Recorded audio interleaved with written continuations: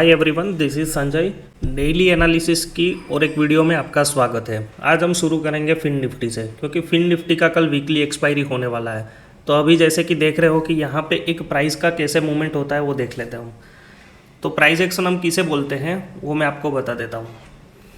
जैसे कि यहाँ पे मैं आपको बता देता हूँ अभी कि प्राइस एक्शन के लिए पहले मार्केट यहाँ से ऊपर जाता है एंड देन यहाँ पे अगर पोज लेता है या प्रॉफिट बुकिंग जो नीचे आता है, वहाँ पे जिन्होंने नीचे से बाई किया है वो अपना प्रॉफिट बुक कर रहे हैं। और उसके बाद जैसे ऊपर जाता है तो ये ब्रेकआउट पे आपको और एक मोमेंटम मिल सकता है। तो उसी हिसाब से अभी पिक्चर परफेक्ट यहाँ पे फिन निफ्टी पे हमें डेली का टाइम फ्रेम में दिखने को मिल रहा है। देखोगे तो यहाँ से एक मूवमेंट आई थी और जो रेजिस्टेंस के पास जिन्होंने नीचे से बाई किया था वो लोगों ने प्रॉफिट बुक की और यहाँ से रिट्रेस हो गया।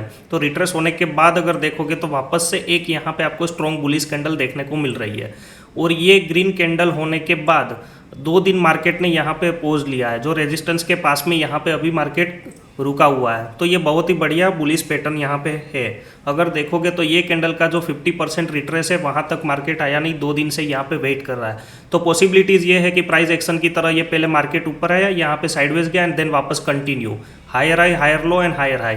तो अभी हम देखेंगे कि कल के लिए एक्सपायरी के लिए 15 मिनट के अंदर टाइम फ्रेम में हम देखेंगे कि कल के लिए कौन सा ट्रेड हो सकता है। जैसे कि 15 मिनट के अंदर अगर देखेंगे तो यहाँ से मार्केट है 2 दिन से यहाँ पे एक ही रेंज के अंदर है। तो यहाँ पे कल के लिए क्या क्या पॉसिबिलिटीज़ होती है वो देख लेते हैं पहले। तो कल के लिए अगर देखोगे तो मार्केट इस रेंज के अंदर हमारे पास नो ट्रेडिंग जोन, यहाँ पे वेट एंड वॉच ओनली रहेगा। यहाँ पे अगर देखोगे तो हायर हाई हायर लो हो फॉर्मेशन हो रहा है, लेकिन अगर इसी रेंज के अंदर अगर मार्केट रहता है तो यहाँ पे हमारा कोई भी ट्रेडिंग होगा नहीं, क्योंकि उसके बीच में रहेगा तो ये एक्सपायरी साइडवेज हो जाएगी और हमें कुछ भी जो ऑप्शंस बाइंग करना है उसका कोई भी हमें सेटअप यहाँ पे मिलेगा नहीं। लेकिन अगर यहाँ पे देखोगे कि यहाँ पे अभी 15 मिनट के अंदर देखोगे तो रिसेंट स्विंग कौन से हमें मिल रहा है। तो अगर देखोगे तो यहाँ पे एक स्विंग है और एक यहाँ पे स्विंग है। अगर मार्केट इसके ऊपर निकलता है तो यहाँ पे हमें 12 बजे के बाद या मॉर्निंग में फ्लैट ओपन होने के बाद अगर यहाँ से मार्केट ऊपर की ओर निकलता है तो हमें एक ट्रेड बुलिश की ओर मिलेगा, जिसका जो इमीडिएट टारगेट रहेगा अगर देखोगे तो ये लाइफ हाइट के ऊपर निकलेगा तो यहाँ पे जो राउंड नंबर आता है और अगर ओवाई के हिसाब से अगर देखोगे तो 24,200 तक का टारगेट हमें देखने को मिल सकता है एक्सपायरी के अंदर। अगर 15 मिनट में वापस जाके देखते हैं कि अगर मार्केट फ्लैट ओपन होता है तो वेट एंड वॉच रहेगा। मैंने अभी जैसे बताया कि इस रेंज के अंदर अगर रहेगा तो वेट एंड वॉच रहेगा। हम नेगेटिव कहाँ पे बनेंगे, क्योंकि मार्केट ने पोज लिया है तो पोज लेने के बाद ज़रूरी नहीं है कि ऊपर ही जाए।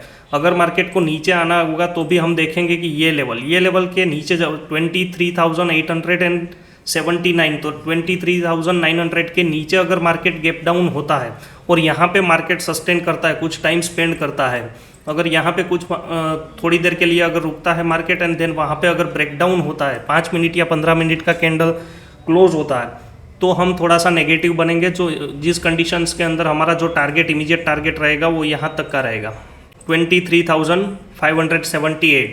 ये जो अपना अगर यहाँ से ब्रेकडाउन होगा तो पहला टारगेट हम देख सकते हैं, ये भी देख सकते हैं अगर 23,700 और उसके नीचे आएगा तो 23,500, यहाँ तक का हमें टारगेट मिल सकता है।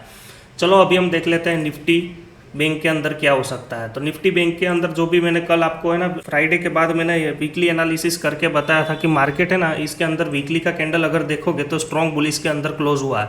तो आने वाले टाइम के लिए हमें 53,200 तक का लेवल हमें देखने को मिल सकता है। तो उसी हिसाब से अगर वीकली का देखोगे तो ये आज का जो दिन का कैंडल है वो भी बुलिश कैंडल ही है।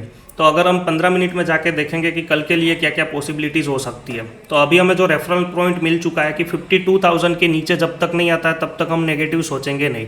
तो ऊपर की ओर हमें कहाँ तक का ट्रेड मिल सकता है, देखोगे यहाँ पे देखोगे तो आज मैंने 12 बजे एक आपको अपने YouTube चैनल पे एक शॉर्ट्स अपलोड करके मैंने बताया था कि यहाँ पे मार्केट था 12 बजे कि मार्केट में अगर कोई भी 5 मिनट या 15 मिनट का स्ट्रॉन्ग बुलिश में कैंडल क्लोज होता है तो जो अपना डे का हाई है उसको रिटेस्ट करने के लिए जा सकता है। तो 52,200 तक का आज ही हमें एक टारगेट देखने को यहाँ पे भी मिला।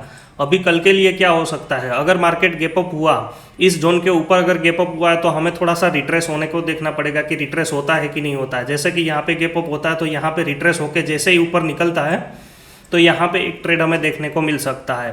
तो उनका जो इमीडिएट टारगेट रहेगा 52,500 और आने वाले टाइम में ये निफ्टी से ज़्यादा आउट परफॉर्म कर सकता है। तो ये लाइफ हाई तक भी हमें आने वाले टाइम में टारगेट देखने को मिल सकते हैं। अगर इस रेंज के अंदर अगर मार्केट फ्लैट ओपन हुआ तो वेट एंड वॉच रहेगा कि ये ब्रेकआउट देता है या नहीं देता है, क्योंकि ब्रेकआउट देता है तो भी कौन सी इंटेंसिटी के साथ दे रहा है। अगर 52,200 के ऊपर कोई स्ट्रॉन्ग बुलिश कैंडल क्लोज करता है तो हम ऊपर की ओर एक ट्रेड देख सकते हैं। लेकिन अगर 52,000 के नीचे मार्केट डेली का कैंडल अगर क्लोज करता है तो ही हम तो नेगेटिव बनेंगे, तब तक हम बाय द डिप वाला ही ट्रेड रखेंगे। तो अब हम चलो देख लेते हैं निफ्टी के अंदर क्या क्या हो सकता है, पॉसिबिलिटीज़ क्या क्या है। निफ्टी के अंदर भी सिमिलर प्राइस एक्शन, यहाँ से देखोगे तो यहाँ से एक बड़ी मूव आई और यहाँ पे पोज ले रहा है। तो यहाँ पे आपको ट्रेंड लाइन दिख रही होगी कि इस तरीके से 15 मिनट के अंदर आपको 2 ट्रेंड लाइन मिलेगी।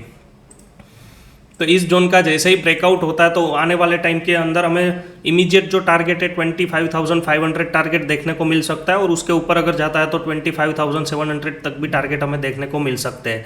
लेकिन यहाँ तक जब तक ये जो रैली हुई है उसका 50% रिट्रेस नहीं होता है, उनका लेवल है 25,000 के नीचे जब तक मार्केट नहीं आता है तब तक हम बाय द डिप वाला स्ट्रक्चर ही रखेंगे। तो अभी भी जो भी हमें डिप मिल रही है उसमें बाइंग अपॉर्चुनिटी हम पहले ढूंढेंगे। सेलिंग का अगर नेगेटिव की ओर अगर मार्केट जा रहा है तो भी एक दिन का कैंडल हम देखेंगे कि नीचे की ओर क्लोज होता है या नहीं होता है। और अगर इंडिया विक्स देखोगे तो इंडिया विक्स भी धीरे धीरे करके कूल डाउन ही हो रहा है, तो मार्केट के अंदर अभी भी स्लो एंड स्टडी ऊपर जाने के पॉसिबिलिटीज ज़्यादा लग रही है। तो हमें अगर बुलिस की ओर अगर देखना है तो कल के लिए हम फिन निफ्टी के अंदर अगर ट्रेड मिला तो वहाँ पे हम एक्सपायरी रिलेटेड ट्रेड कर सकते हैं। अदरवाइज जो बैंक निफ्टी है थोड़ा सा आउट परफॉर्मर कर सकता है, क्योंकि उसका जो प्रीवियस जो लाइफ टाइम आई है वो बहुत दूर है।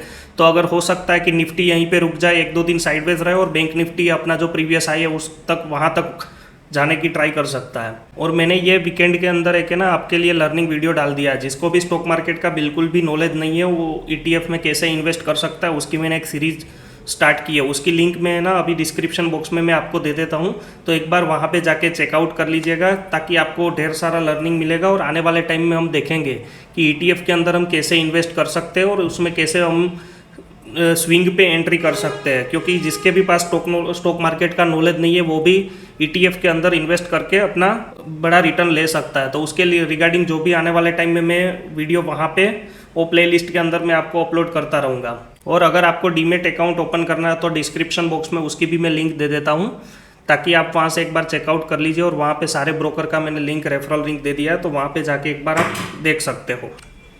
अगर वीडियो अच्छा लगा है तो लाइक शेयर एंड कमेंट कीजिए। मैं पूरी ट्राई करूँगा कि आपकी जो भी कमेंट रहेगी उनका रिप्लाई देने की। अभी के लिए इतना ही, मिलते हैं नेक्स्ट वीडियो पे। Thank you. जय श्री कृष्णा।